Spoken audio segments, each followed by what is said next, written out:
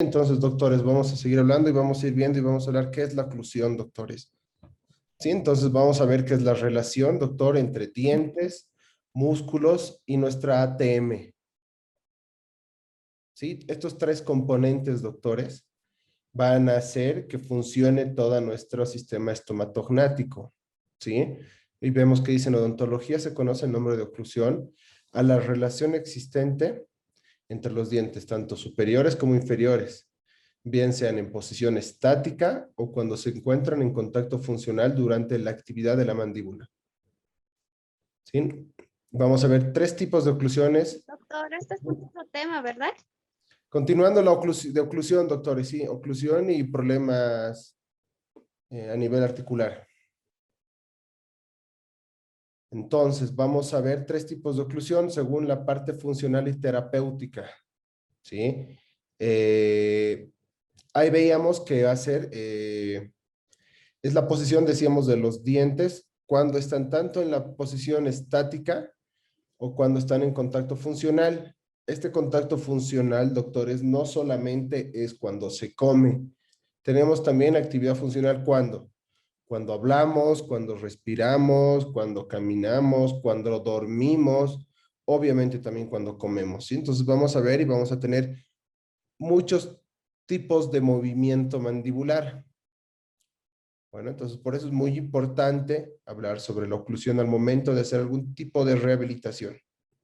Vamos a ver que la función ideal de la oclusión es cuando el sistema neuromuscular, nuestra articulación, nuestra ATM, nuestra oclusión y viendo la parte periodontal están alineadas, están estables, están sanas, están limpias.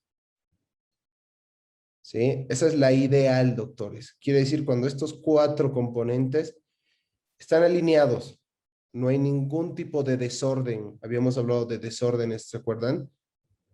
Temporomandibulares, entonces esto no tiene ningún tipo de desorden. Ahora, hay una oclusión fisiológica, doctores, cuando nuestros músculos, nuestra articulación, nuestra oclusión y la parte periodontal está, podríamos decir, adaptada, porque nuestra boca se adapta a todo tipo de cambios que van sufriendo, a algún tipo de desgaste. Entonces, la fisiológica, doctores, podemos decir a un nivel que fisiológicamente se ha ido adaptando, está en un contacto, no es la ideal, pero sí en esa función, en esa parte fisiológica, nuestra boca está funcionando, trabaja, puede trabajar, que es casi donde estamos la mayoría, ¿sí? La mayoría de las personas tiene una oclusión fisiológica o una mala oclusión. Entonces, la fisiológica es que se está adaptando o está adaptada. Y la mala oclusión, doctores, es cuando estos componentes, tanto muscular, oclusión, ATM y la parte de la periodoncia se desordenaron. Esta oclusión está demasiado alterada, no hay funcionalidad en esa oclusión. Funciona a todo nivel, podríamos decir, está muy desordenada. Bueno, cuando hablamos de relaciones maxilomandibulares, tanto superior como inferior, habíamos visto que vamos a hablar de estáticas y dinámicas. Las estáticas, doctores, van a ser cuando nuestra relación, tanto superior como inferior, van a estar o en relación céntrica o en máxima intercuspidación habitual. No es lo mismo, doctores, por si acaso, estar en relación céntrica y cuando entramos en una máxima intercuspidación. Y vamos a ver relaciones dinámicas también. Cuando les decía, nuestra boca hace movimientos laterales, protrusivos, retrusivos, circundantes incluso, que es la combinación de todos estos movimientos. Entonces vamos viendo que nuestras relaciones van a tener mucho tipo de movimientos. La relación céntrica, doctores, entonces vamos a hablar y vamos a ver qué es la relación tanto superior como inferior o maxilomandibular, donde nuestros cóndilos están centralizados en las fosas mandibulares, apoyadas sobre las vertientes posteriores de las eminencias articulares, con los respectivos discos articulares debidamente interpuestos. Muchas veces hablamos de la relación céntrica, que es la posición más cómoda de la mandíbula también. Hay autores que hablan mucho y dicen, no, la relación céntrica es cuando nuestro cóndilo está en la parte más póstero superior de nuestra cavidad, ¿sí? O de la fosa mandibular. Hay otros autores que hablan mucho que dicen es la relación más anterosuperior dentro de la fosa mandibular. Lo que sí podemos ver y lo que actualmente se maneja y se habla es que va a ser una posición cómoda. La mayoría de las veces sí va a ser posterior, póstero superior. Es por eso que cuando hacemos algún tipo de movimientos posteriores para llevar a relación céntrica, ¿qué pedimos? Empujamos un poco nuestra mandíbula. Entonces es una posición cómoda que la mayoría de las veces suele estar a nivel póstero superior. Ahí podemos ver nuestra articulación temporomandibular, lo que hablábamos, nuestro cóndilo, sobre qué superficie se va a encontrar. Todos los componentes de nuestra cavidad glenoidea. Tenemos una superficie articular que viene a ser el hueso temporal, una cavidad superior, una porción avascular, doctores, donde viene nuestro menisco, la membrana sinovial también, que es muy importante, el tema de la membrana sinovial, para acompañar y ayudar a hacer este tipo de movimientos, y nuestra superficie articular también, que ven con rosado, que vendría a ser la más importante, que va a ser la que va a girar sobre esta cavidad, ¿verdad? Come, Ariana. Entonces, doctores, las relaciones intermediarias. Doctores, sus micrófonos, por favor, les voy a pedir que los puedan apagar. Gracias. Entonces, cuando hablamos en relaciones, doctores, interdentarias, vamos a hablar que nuestros dientes tienen cúspides funcionales y cúspides no funcionales. Hay topes verticales también. Cuando hablamos sobre la sobreposición vertical, vamos a hablar también que hablamos sobre un overjet. Y cuando hablamos sobre la sobremordida vertical, es un overbite. Bueno, nuestra ATM, doctores, como ustedes bien conocen, es una superficie articular del temporal, viene a ser parte del hueso temporal. Va a estar formada por la cavidad glenoidea y la eminencia articular y por el maxilar inferior con el cóndilo de la mandíbula. Estas partes que estamos viendo vienen a ser más que todo podríamos decir, la parte ósea. Entonces, doctores, cuando hablamos de las oclusiones, habíamos dicho que van a ser relaciones tanto interdentales, musculares y articulares. ¿Sí? Oclusión ideal, habíamos visto que es un estado de interrelación del aparato o del aparato articulatorio oclusal o el ATM, articulación temporomandibular, contactos dentarios y el estado de salud del periodonto. El cual, doctores, esta oclusión va a responder a un grupo de criterios o estándares de funcionamiento y estética. ¿Qué características nos da esta oclusión? Nos va a dar armonía estética, ausencia parafuncional, alineamiento de líneas medias tanto superiores como inferiores, 138 contactos dentarios, doctores, coincidencia entre máxima intercuspidación y relación céntrica, equilibrio funcional que no produce desgastes, no movimientos dentarios. Cuando hablamos en una oclusión dental ideal, doctores. Bueno, y ahí que vemos, ahí nos dice un encerado diagnóstico no sirve de nada si solo se valora lo bonito que es. ¿Qué quiere decir esto? Cuando hacemos un encerado diagnóstico de alguna rehabilitación, cuando ustedes enceren sus casos, entonces no solo es encerar bonito, sino hacer que podamos tener estos 138 contactos dentarios. Devolver en el encerado, doctores, tanto superior como inferior, estos topes. Hay cúspides funcionales y cúspides no funcionales. Vienen a ser vestibulares inferiores, lo vamos a ver un poco más adelante. Hablamos de una triada encéntrica también, doctores. Existe un estado de ortofunción del sistema estomatognático. Esta triada encéntrica, doctores, vamos a hablar que viene a ser obviamente nuestra relación céntrica, que es la estabilidad condilar. Posición en miocéntrica, que le da la estabilidad oclusal, doctores, a nivel de músculos. Y una posición intercuspal, que es la estabilidad oclusal también. ¿Sí? Vienen a ser dientes, músculos y habíamos visto la relación de la ATM. Entonces, esta triada, doctores, Como les digo, vamos a ver en cóndilos mandibulares, en relación céntrica funcional, la musculatura en un estado de equilibrio tonal y la máxima intercuspidación, a mi nivel dental obviamente, pero con los cóndilos en relación céntrica. Esta triada, doctores, cuando encontramos este tipo de triada, vamos a hablar de que encontramos una armonía morfofuncional en nuestros pacientes. ¿Existen este tipo de pacientes? Sí, doctores. Ahora, si vamos a hacer una rehabilitación completa, si va a llegar mi paciente a la clínica para que yo pueda trabajar o hacerle el tema de, no sé, puentes, coronas, pernos, yo le voy a rehabilitar, deberíamos llegar a devolver esta tríada encéntrica. Buena estabilidad condilar, estabilidad oclusal a nivel muscular y estabilidad oclusal en posición intercuspal. Bueno, entonces por eso es necesario que cuando ustedes empiecen a hacer sus encerados diagnósticos, bueno, no solo sea, ay, mi dientecito lo he hecho bien bonito, le he devuelto, no sé, cúspides, no, también es necesario devolver en el encerado la función, doctores. Algo que me gusta a mí muchas veces, yo recomiendo a muchos pacientes, hablan mucho de que no, que yo quiero ver la parte estética, que se vea bonito, no. Muchas veces si devolvemos la función, doctores, la parte estética empieza a llegar por sí sola.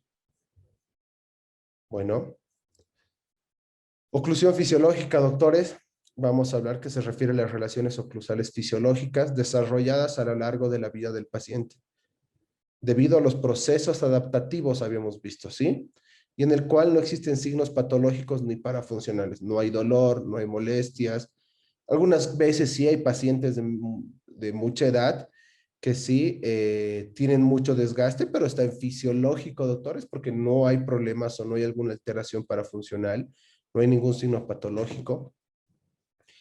No están constituidas por relaciones ideales de todos los elementos anatómicos oclusales, pero sí cumplen con las características funcionales necesarias para evitar el deterioro de las estructuras dentarias.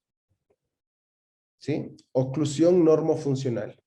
Sin marcadas manifestaciones dentarias parafuncionales, vamos a ver actividades funcionales normales de masticación, deglución, fonoarticulación y respiración.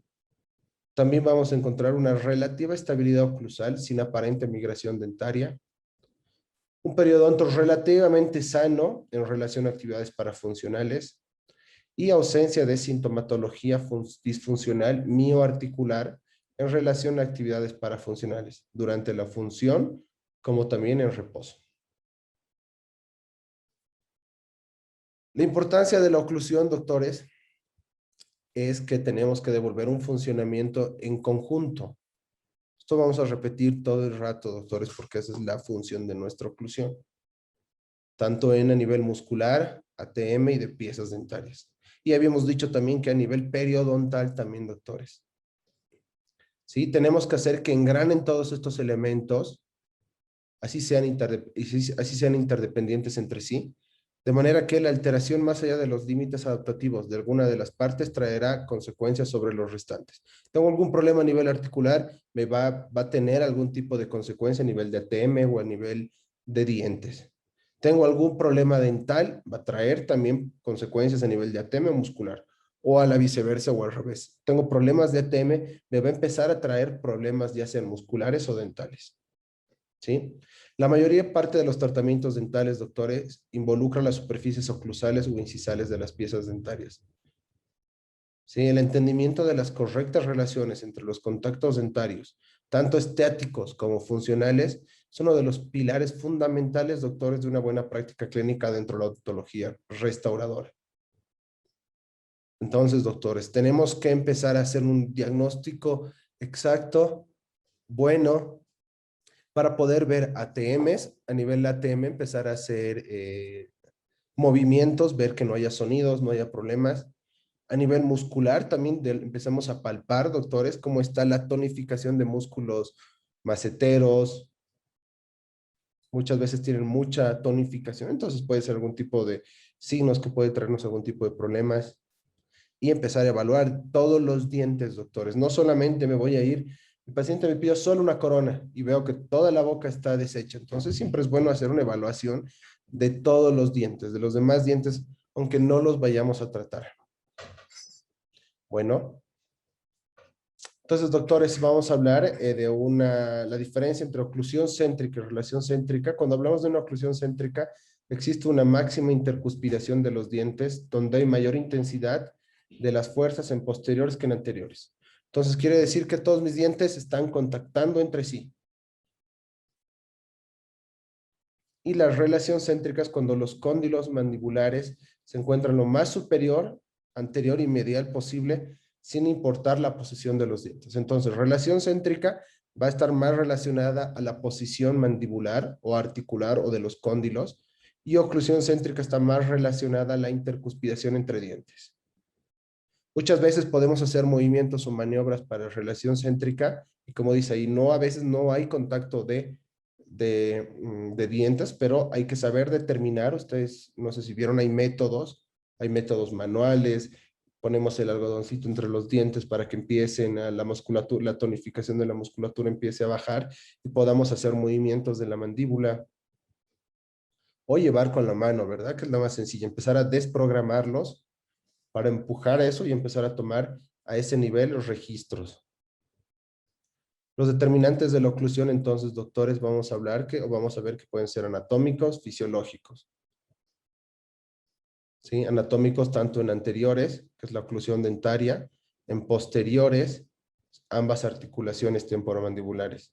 Hablando de la parte fisiológica, la neuromusculatura, que van a regular las acciones funcionales de la masticación, la deglución, la fonoarticulación. Y cuando viene algún problema neuromuscular, ya parafuncionales, que hablamos del bruxismo, algún tipo de malos hábitos que tenga de llevar algún tipo de objeto a los dientes, o muchas veces incluso el chicle. Hay personas que mastican bastante chicle y tienen bastante tonificación, ya va a ser un problema parafuncional a nivel neuromuscular. Hablábamos de los músculos masticatorios, doctores, un repaso, ustedes me imagino que ya conocen, ya saben. Vamos a hablar del massétero, habíamos dicho, los temporales, pterigoideos internos o mediales. El massétero, entonces, ¿qué funciones me da? De cierre y elevación de la mandíbula. Y protrusión también. Este músculo, doctores, es el que aporta mayor parte de la energía utilizada durante la elevación de la mandíbula y el apretamiento dentario. Es muy sencillo de empezar a palpar o sentir este tipo de músculos. Ustedes, a ver, empiezan a morder fuerte y van a sentir este nivel, cómo nos crece el músculo. Entonces, aquí sentimos a nivel sí, del cachete un poco más abajo, obviamente. Ustedes empiezan a hacer el apretamiento de sus dientes y van a sentir que el músculo empieza a tonificarse. Cuando hablamos de temporales, es el que nos va a ayudar a hacer cierre y elevación de la mandíbula también. Las fibras anteriores de los temporales van a ayudar al apretamiento también. Y las fibras posteriores a la retrusión de la mandíbula. Las fibras anteriores del temporal son sensibles a la presencia de contactos prematuros o del sector posterior. Y cuando hablamos de los pterigoideos internos o mediales, van a ayudarnos a la elevación de la mandíbula, para el cierre y lateralidades. Estos músculos son muy activos durante la protrusión y un poco menos si se efectúa el tiempo de la apertura y la protrusión. Cuando hablamos de músculos masticatorios, también vamos a hablar de los pterigoideos externos, que nos ayudan a la protrusión, apertura, la abducción contralateral. Estos músculos pterigoideos, doctor, los externos, nos van a ayudar o juegan un papel importante al momento de impulsar hacia adelante al cóndilo y al menisco articular durante la protrusión. Además, interviene durante la apertura no forzada de la mandíbula y en los movimientos de lateralidad.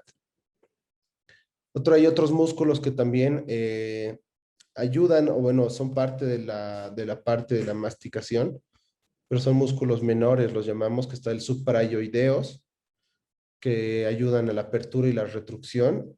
El músculo digástrico también funciona conjuntamente con estos músculos ioideos, que se activan principalmente durante la fase final de la apertura máxima de la mandíbula. Entonces, cuando hablamos del grupo suprayoideo, vamos a hablar del digástrico, genioideo, miloyoideo y el estiloyoideo. Entonces, doctores, en dinámica de los músculos masticatorios hablamos sobre la elevación de la mandíbula, que está presente el massétero, pterigoideo interno, cuando hacemos la protrusión, nos ayuda también el pterigoideo externo. En la depresión de la mandíbula va a estar pterigoideo externo, digástrico o suprayoideos. Y en elevación de la mandíbula habíamos visto massétero, pterigoideo interno, temporal. Cuando hacemos retrusión, trabaja el temporal con el digástrico. Entonces, doctores, cuando hablamos de relaciones interdentarias, habíamos dicho que tenemos cúspides funcionales y cúspides no funcionales o topes. ¿Sí? Las cúspides funcionales, doctores, entonces van a venir a ser las que están con unos puntitos rojos, que mayormente en los inferiores vienen a ser las vestibulares. Vestibulares en inferiores vienen a ser cúspides funcionales. Y cúspides no funcionales van a ser las palatinas inferiores, que viene a ser al revés en las superiores. Las superiores, nuestras cúspides funcionales, van a ser las palatinas o palatinas superiores, vestibulares inferiores. Y los topes van a ser los contrarios, ¿verdad?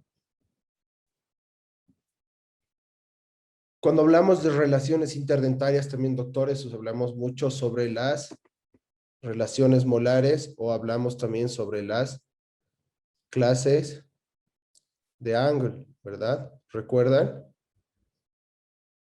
Tenemos 3 tipos de clases de Angle. Vamos a ver la clase 1 de Angle, que es una relación molar normal, podríamos decir. Es el engranaje correcto de nuestros dientes y las vamos a encontrar en el primer molar inferior. Está por delante, un poco más adelantado, sobre la cúspide vestibular de mi primer molar superior. ¿Sí? Es decir que el inferior va a estar adelantado al superior, más o menos a la mitad de su diámetro, ¿sí? Decimos entonces que la cúspide vestibular del primer molar superior va a entrar o va a engranar en la fosa vestibular de mi primer molar inferior. ¿Sí, doctores? Ahora, cuando hablamos de la clase 2 de Angle, vamos a hablar que el primer molar inferior se encuentra en relación distal respecto al superior. Bueno, y cuando hablamos de la clase 3 de Angle, es cuando mi primer molar inferior se va a encontrar en relación mesial respecto a la del superior o más adelantada. La articulación en esta clase 3, la articulación dentaria a nivel del área de los incisivos está habitualmente invertida. Cuando vemos pacientes con mandíbulas salidas. Entonces vamos a hablar de una clase 3 de Angle. Entonces, doctores, la oclusión clínica y las relaciones interdentales y articulares, hay una posición postural, que es la posición en reposo de la mandíbula, la cual está determinada por el equilibrio entre los músculos elevadores y los depresores de la mandíbula. Hay una posición intercuspal, que es la relación de contacto tanto estático como dinámicas que mantienen una relación funcional y morfológica en los dientes y en los tejidos de sostén. Y la posición de máxima intercuspidación, que es la posición de máximo cierre mandibular en la cual ocurre mayor número de contactos dentarios simultáneamente.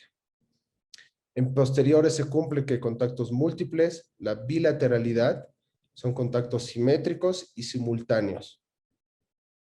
A producirse una oclusión hay mayor intensidad en posteriores que en anteriores, que es una oclusión céntrica, que mayormente nuestros pacientes cuando presentan la mayoría de piezas dentarias obtienen una oclusión fisiológica, podemos hablar de que tiene todas estas características. Hablamos de una oclusión céntrica. Es muy raro, es casi imposible que un paciente pueda llegar mordiendo en relación céntrica, a menos que utilice algún tipo de placas de contención o haya tenido una rehabilitación completa en boca en relación céntrica. Ahora, otra cosa, cuando queremos rehabilitar toda una boca, lo ideal, doctores, para hacer una rehabilitación completa es hacer una rehabilitación en relación céntrica. Es por eso que debemos desprogramar a nuestros pacientes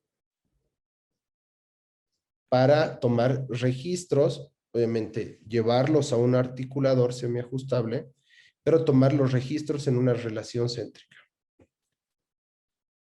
Las posiciones mandibulares básicas, doctores, cuando hablamos de posición de relación céntrica, vamos a hablar de la anatómica, que es la posición que establece relación entre el maxilar superior e inferior.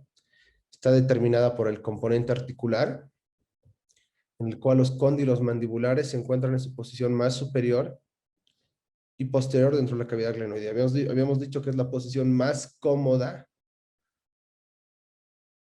de la mandíbula, ¿sí? La posición condilar completamente asentada, sin importar la posición con relación de los dientes. El disco de la ATM debe estar alineado. Y en la relación céntrica, los cóndilos pueden rotar sobre un eje fijo a una apertura aproximadamente de 20 milímetros. Los movimientos mandibulares, cuando hablamos de apertura y cierre, la apertura inicial, que hablamos movimiento de bisagra muchas veces, tiene un movimiento de bisagra cuando hacemos una apertura inicial, que en la primera apertura o en la primera etapa del movimiento de apertura, los cóndilos se estabilizan en sus posiciones más altas dentro de la cavidad articular, que es donde la posición de bisagra o la posición de bisagra terminal. Lugar a partir del cual se pueden producir la apertura a expensas de un movimiento de rotación puro o en bisagra. Entonces, nuestras ATMs, nuestro cóndilo va a empezar a hacer un movimiento de rotación puro, empieza a rotar sobre su cavidad. Es este tipo de movimientos de rotación. En este punto, la apertura es lograda, puede alcanzar a unos 20 a 25 milímetros de distancia entre bordes y incisales, entre superiores e inferiores. Entonces, empezamos a hacer la apertura y empezamos a separar entre 20 a 25 milímetros. Obviamente hay diferencia, ¿por qué? Porque en el sexo femenino la apertura va a ser más corta, en el sexo masculino más grande. Puede tener algún tipo de patología muscular o articular para que no logre abrir esta distancia, que son como que números estándares, ¿sí? Movimiento sobre el eje sagital, sí, habíamos dicho que va a ser una rotación pura mi cóndilo, ¿verdad? Y pueden ver. El cóndilo de trabajo en rotación o traslación, hablamos sobre el movimiento de Bennett también. Y cuando el cóndilo está en balance o en traslación, es el ángulo de Bennett. Las guías funcionales de la oclusión, doctores. Vamos a ver guías anteriores y posteriores. Las guías funcionales de la oclusión son los movimientos mandibulares, doctores, entonces van a estar controlados inicialmente por la musculatura masticatoria. Sin embargo, funcionalmente, estos movimientos se van a encontrar limitados o guiados por dos sistemas rígidos que determinan el rango de movilidad de la mandíbula. Tenemos una guía anterior y vamos a tener una guía posterior. La guía anterior entonces nos las va a dar nuestras piezas dentarias y sus contactos. Y la guía posterior es el sistema articular. Cuando hablamos sobre la guía anterior, que son las piezas dentarias y sus contactos, este sistema de guías anteriores de la mandíbula está proporcionada por los contactos dentarios que ocurren durante los movimientos excursivos de la mandíbula, conocidos como oclusión dinámica. Entonces es un movimiento que va a estar limitado por los dientes, habíamos dicho la guía anterior, ¿sí? Cuando hablamos de guía posterior de la mandíbula está proporcionada por nuestra ATM, donde la cavidad glenoidea y la eminencia articular guían los movimientos funcionales durante la función. Las guías funcionales, cuando hablamos de guía incisal o guía anteriores, hablamos de la guía incisal, es la relación dinámica entre incisivos superiores con inferiores. Cuando hablamos de una clase 1, ustedes saben que sobre nuestra cara palatina hay un tope ahí. Creamos un tope, es una guía funcional para evitar que nuestra mandíbula se pueda ir a otro lado, se pueda abrir más para que entiendan más. ¿Sí? Esta que determina los movimientos mandibulares de protrusión también, haciendo que los bordes y la porción más incisal de las caras vestibulares de los incisivos inferiores deslice sobre las caras palatinas. Cuando hacemos el movimiento de protrusión, entonces, vamos a poder ver esta guía incisal. Tendrían que ir rotando también nuestros dientes sobre los bordes incisivos, o sea, sobre los bordes incisales, y los inferiores deslizan sobre las caras palatinas, ¿sí? Lo cual produce la progresiva desoclusión del sector posterior. Situación que es de pilar importancia para prevenir el desgaste prematuro de las piezas posteriores. Si creamos, doctores, este tipo de desoclusión cuando hacemos guía incisiva o cuando hacemos que nuestro paciente empiece a llevar a protrusión, nuestra mandíbula, y no hay contacto a nivel posterior, no va a ser necesario hacer algún tipo de desgaste a nivel de dientes posteriores. Ahora, si existiera algún tipo de topes al hacer esta guía o al hacer este movimiento, hay que empezar a ver contactos prematuros de los dientes posteriores, donde ya empezamos a ver que tienen patologías nuestros pacientes. La guía canina, doctores, o oclusión balanzada bilateral, es un esquema oclusal en el cual existe un contacto entre caninos superiores con inferiores, del lado de trabajo, cuando hacemos movimientos de lateralidad de la mandíbula. Estos caninos deberían guiar a la mandíbula, produciendo la desoclusión también en piezas posteriores y de incisivos. Entonces, pedimos movimientos laterales que arrastren y tendría que haber una desoclusión a nivel solo de caninos. Hacemos una guía canina. Pedimos que rote a la izquierda y vamos a ver una desoclusión a nivel de la derecha o al revés. Hacemos que gira a la derecha y la desoclusión a nivel de las piezas del lado izquierdo.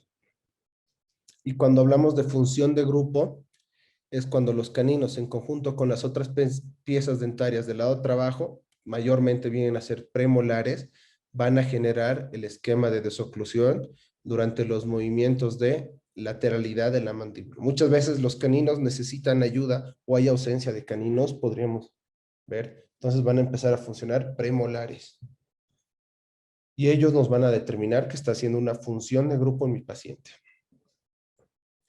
Cuando hablamos de interferencias oclusales, son contactos no deseados, lo que les decía, que pueden producir la desviación del recorrido mandibular durante los distintos movimientos funcionales, tanto en céntrica como de trabajo, de balance o protrusiva.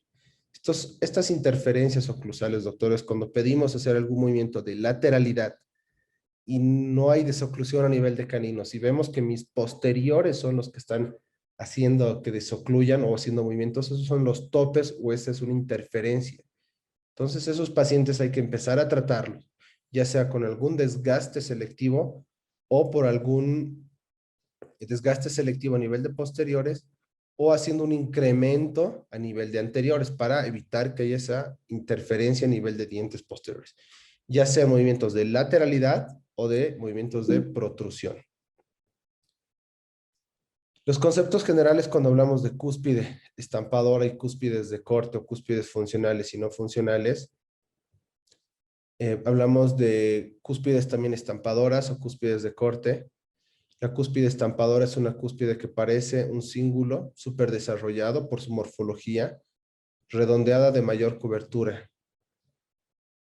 ¿Sí? La cúspide estampadora va a venir a ser una cúspide no funcional, por si acaso. ¿Sí? Y la cúspide de corte, que vendría a ser cúspides funcionales, se asemejan mucho más a los caninos, están hechas para desgarrar alimentos y por lo general su volumen es de un 40% de la corona total, completa. Hablamos también, doctores, de oclusión de mutua protección. Es cuando hay una función de grupo anterior que protegen a los posteriores en excéntrica y una función de grupo posterior que protegen a los anteriores en céntrica. Hay oclusión mutuamente compartida también, doctores, cuando las fuerzas oclusales del cierre mandibular son compartidas por todas y cada una de las articulaciones alveolo-dentinarias, ¿sí? Canino asiste en centralizar la mandíbula y consolidar la posición final. Sí, muchas veces llegan como que presiones suaves a nivel de la articulación temporomandibular. Cuando hay entonces oclusión mutuamente compartida, va a haber fuerzas musculares del cierre mandibular y van a ser compartidas, habíamos dicho, por ambas articulaciones, derechas e izquierdas. Así no tiene mucha presión la ATM. Cuando hablamos de una oclusión orgánica, es de la... Bueno, esta oclusión orgánica muchas veces viene a estar en relación a la oclusión fisiológica, por si acaso, doctores. ¿Sí? Es cuando ambas articulaciones están adaptadas. ¿Sí? Es una orgánica o adaptativa. Se empieza a adaptar esa oclusión y empieza a trabajar sobre esas relaciones. ¿Sí? Hay 5 factores que rigen el equilibrio oclusal. La guía incisiva, guía condilia, plano de oclusión, altura cuspidia y la curva de compensación. Ya habíamos visto que se llama la tríada incéntrica, relación céntrica, posición intercuspidia y posición muscular o miocéntrica. Vamos a hablar también, doctores, de nuestra curva de SPI. La curva de SPI, va a estar relacionada entre la posición desde mi canino hasta mi último molar presente en boca. Por eso tampoco es bueno hacer rehabilitaciones o cuando rehabilitemos algún tipo de coronas, puentes o el tratamiento que vayan a hacer y ustedes quieren hacer un plano oclusal recto, vamos a empezar a tener problemas a nivel de los dientes posteriores o contactos prematuros también. Entonces, esa curva de SPI, va a haber curva de SPI derecha como izquierda. Y es la curva que está relacionada a nivel de cúspides desde mi canino hasta el último molar presente. Sí, vamos a ver curvas de SPI cóncavas, que va a ser nuestro plano A, que sería la ideal. Hay curvas de SPI planas por el desgaste prematuro o desgaste fisiológico o algún tipo de desgaste que presentan mis pacientes. Y una curva de SPI convexa, que nos va a traer, sí, bastantes problemas. Sí, en el caso que la curva no fuera ligeramente plana, los dientes de un arco estarían apiñados, mientras que los otros estarían espaciados. Entonces, la curva de SPI convexa o clase C nos va a empezar a traer diastemas o espacios en nuestros dientes. Y muchas veces hay este tipo de curva porque por ausencia de piezas dentales o porque empieza a adaptarse nuestro ATM, nuestra articulación, a esa ausencia de dientes.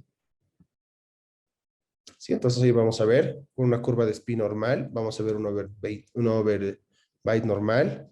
Cuando nuestra curva de SPI está aumentada, overbite positiva o mordida profunda, la curva de SPI invertida, overbite negativo o mordida abierta.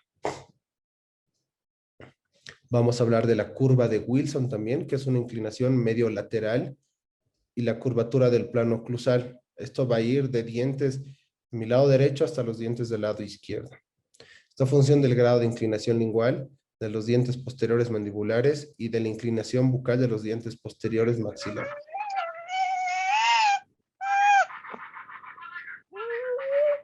Entonces, doctores, ya para ir terminando y para ir repasando, vamos a hablar de un poco de angle, que la cúspide mesio-vestibular del primer molar superior se relaciona con el surco medio del primer molar inferior.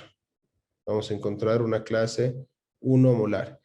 La distoclusión o clase 2 molar, habíamos visto que mi primer molar inferior va a estar más distal que el primer molar superior. Y la mesioclusión o clase 3 molar es cuando mi primer molar inferior se encuentra más hacia mesial que mi primer molar superior. Sí, entonces, no sé si hay alguna pregunta más, doctores. Esto vendría a ser ya un repaso de lo que hemos ido viendo, de las cúspides de corte o cúspides no funcionales, cúspides funcionales y cúspides no funcionales. Sí, que en inferiores habíamos visto que son las vestibulares, las funcionales, y las linguales son las no funcionales, y en superior vienen a ser al revés. Las palatinas o las funcionales vienen a ser las palatinas superiores y las vestibulares van a ser las no funcionales.